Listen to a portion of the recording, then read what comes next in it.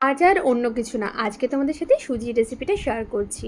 হ্যাঁ, তোমরা আবার বলবে সুজি আবার কেউ কী আছে দেখানো? হ্যাঁ, দেখানোরই আছে। একটু দেখো প্লিজ মন দিয়ে কীভাবে বানাচ্ছি আমি। প্রথমে আমি ১ কাপ মতো সুজি আর ১ কাপ মতো দুধ নিয়ে আমি একটা বাটির মধ্যে মিশিয়ে রেখে দিয়েছি। তারপরে দেখো কড়াটা বেশ গরম হতে পরিমাণ মতো ঘি দিয়ে দিয়েছি এবং দিয়ে দিয়েছি ১ কাপ মতো চিনি। চিনিটা দেওয়ার পর আমি কিন্তু ওর মধ্যে একটা এলাচিও অ্যাড করেছিলাম। তারপরে খুন্তির সাহায্যে বেশ ভালো করে কিন্তু কন্টিনিউ নাড়িয়ে যেতে হবে। এই সময় একটু হাতটা ব্যথা করবে কিন্তু কিছু করার নেই, একটু নাড়াতে তো হবেই।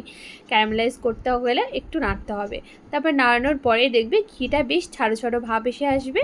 তারপরে এই সময় অ্যাড করতে হবে দুধ। আমি এখানে ১ কাপ মতো দুধ নিয়েছিলাম। দুধটা কিন্তু অল্প করে কিন্তু আমি অ্যাড করছি আর কন্টিনিউ খুন্তিটা কিন্তু নাড়িয়ে যাচ্ছি। একটা হাতে নাড়াতে হবে, একটা হাতে কিন্তু দুধটা ঢালতে হবে। আচ্ছা, এই সময় কিন্তু একদম ভয় পেলে চলবে না। ভাববে হয়তো যে আমাদের চিনির ক্যারামেলাইজটা জমে যাচ্ছে, বাট ওটা জমবে না। যখনই তোমার দুধটা মেল্ট হয়ে আসবে, গরম হয়ে আসবে, তার সাথে ওটাও কিন্তু মেল্ট হয়ে যাবে। পারফেক্টলি মেল্ট হয়ে গেছে। এবার কিন্তু দুধ আর সুজির যে মিশ্রণটা অল্প করে ঢালতে হবে আর আবার খুন্তিটা নাড়াতে হবে। আস্তে করে নাড়ানোর পর টকবক করে ফুটে আসলে ওর মধ্যে কিন্তু আমি অ্যাড করে দিয়েছি ফোটানোর আগেই কাজু আর কিশমিশটা। বেশ হয়ে গেছে, দারুণ টেস্টি।